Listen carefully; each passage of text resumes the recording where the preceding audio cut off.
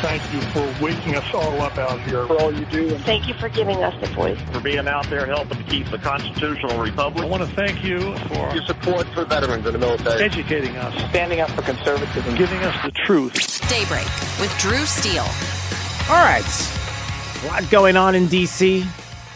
It's a very busy man. Congressman Byron Donald is joining us on Daybreak 92.5 Fox News, our Thursday visit. We always appreciate, I always say getting up early with us, but he's probably already up.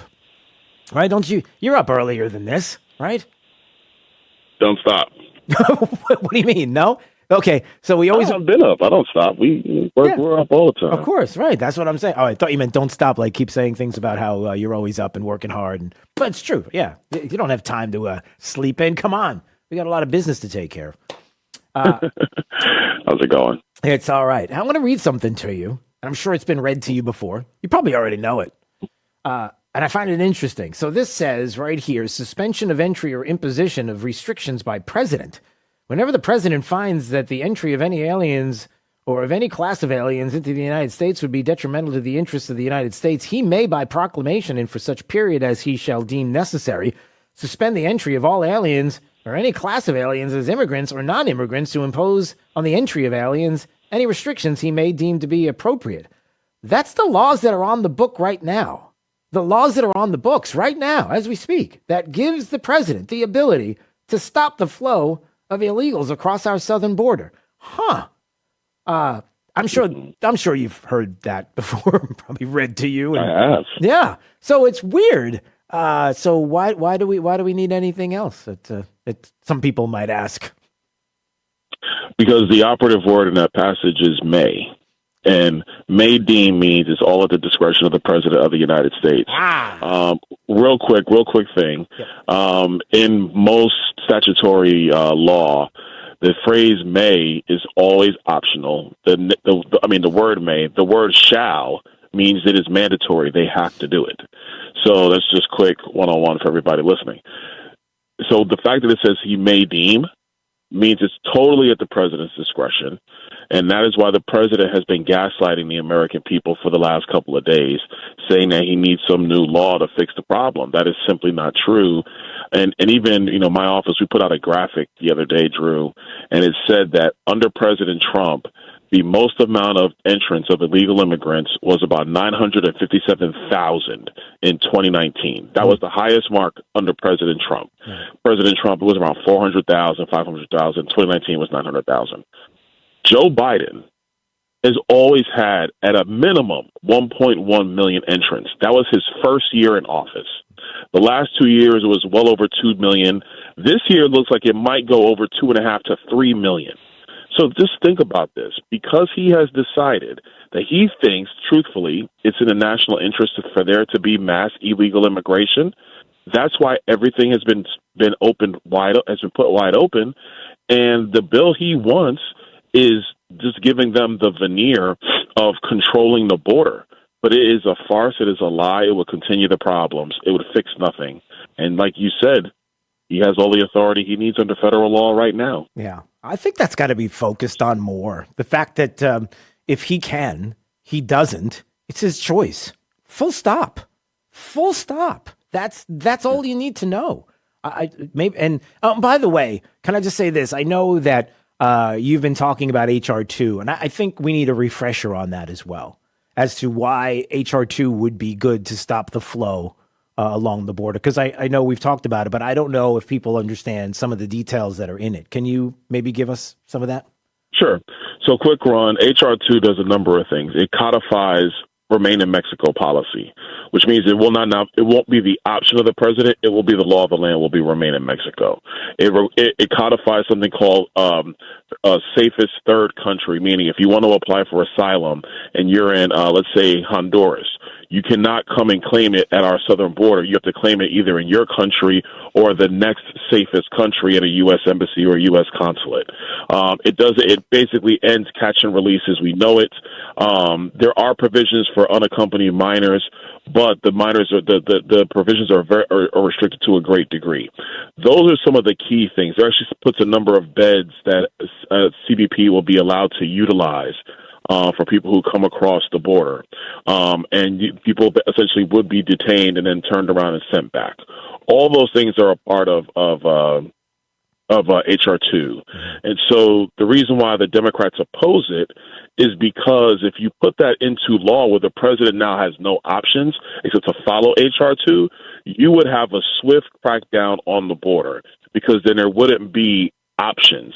You'd be mandated to do it. And if you didn't do it, you would be in violation of federal law. Right.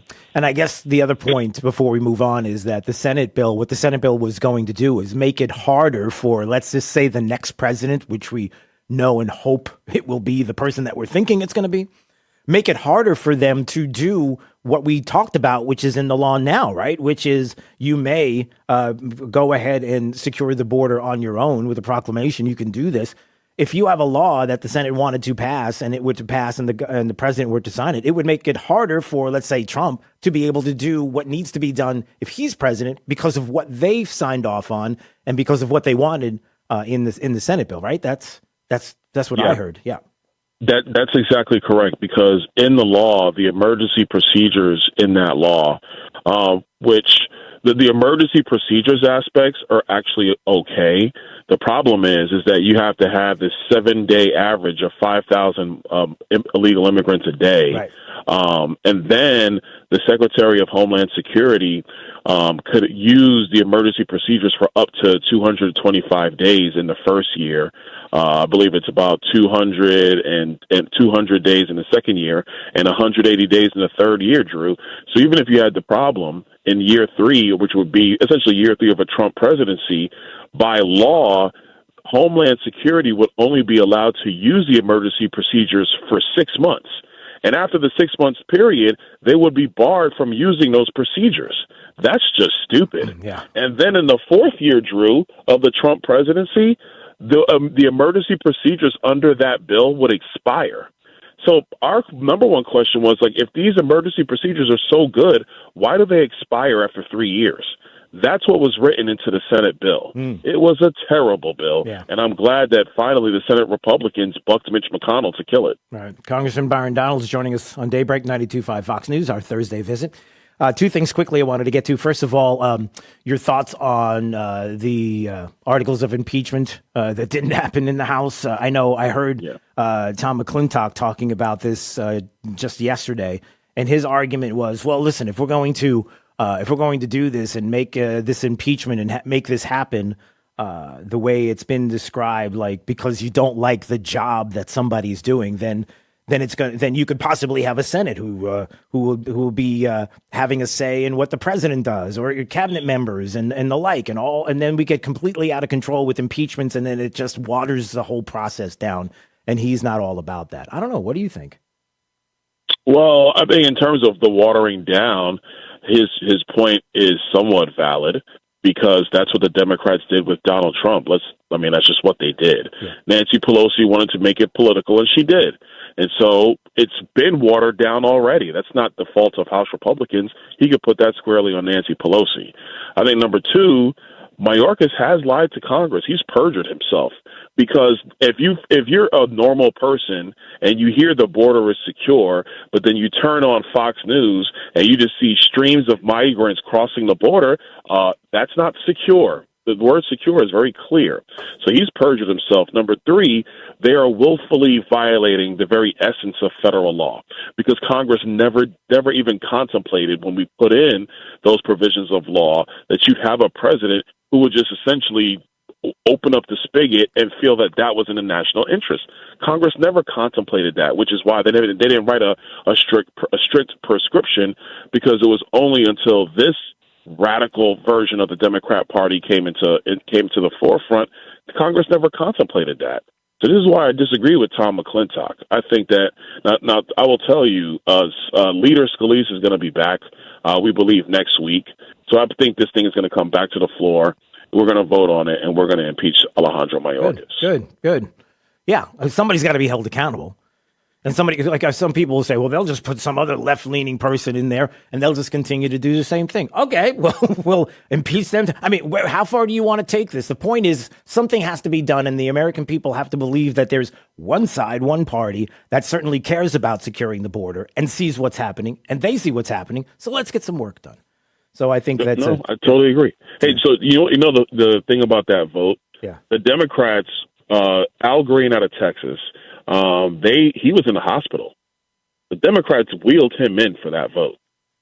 Is that right? It's 100% right, Drew. He was in the hospital. He was not on the floor. He was not in the Capitol building earlier that day. And for that vote, the Democrats wheeled him in to take that vote in order to stop the impeachment vote the other night. That's what happened. Did they find some dead people, too? I'm sorry. Did I say that out loud? I apologize. Okay. Anyway. You did. Hey, could you do me a favor? And they would if they I know, I did it. All right. I'm going to kind of take you down a different road, and I know you don't mind because you don't mind talking about anything. Help me to understand this. Have you heard about Florida's defamation bill? Have you heard about what's happening here in the state? Have constituents, has anybody talked to you about this? Are you aware of it? I've heard about it, but I don't know the particulars. I don't know exactly what they're doing in it. Okay. Well, just imagine here, because I need your thoughts on this, because we are battling this, and this is getting ugly. You got a House Bill 757 and a companion bill, Senate Bill 1780. They're calling the defamation bill. You got Andrade, who tried to push for this, Representative Andrade in the Panhandle last year, and they killed it. And he's bringing it back again. And this idea is we've got to stop these leftists, the mainstream media, the news outlets from going after politicians with these anonymous sources. And we got to crack down on this and stop this from happening because it's damaging us and the reputation. And this is the way to do this. What we'll do is we'll have this bill that will not allow this to take place, and people will be able to fight back against the liberal mainstream media. But on the other hand, on the other side of this, the thing and some of the dirty little secrets that they don't talk about is the double-edged sword that's a part of this. Because what they'll end up doing is they're going to go after conservatives, conservative voices, this station. And what they're going to end up doing is the left is going to figure out that now, because this is codified into law, that they will be able to come after us, sue us for the things that we say, sue the station, literally sue the station out of existence. They'll keep the lawsuits coming, kind of the same way they do it with Trump. You know, where you constantly hear about these millions and millions of dollars. They're going to sue him out of existence and completely shut down that his bank account. In our case, listen, the station's going to ultimately just say, forget it. I can't. It's not worth having all these lawsuits and these voices on. We'll flip it to all polka all day long. But the point is that they're going to shut our voices down, and they're fighting this like they really want this. And I will say this too, and then I want to get your thoughts on it. Because if you remember during the debate with Nikki Haley, Ron DeSantis was bringing up how we're so tough on free speech here in the state. And Nikki Haley's like, wait a second. What about that defamation bill that you had out there? You wanted to shut down conservative voices. You were prepared to do. Oh, no, that was that was a legislator. You know, I had nothing to do with that. I'm telling you, if this is just me talking here, if he signs off on this, then he is not only turning around what he talked about with Nikki Haley that was so ridiculous that that anybody would even suggest that.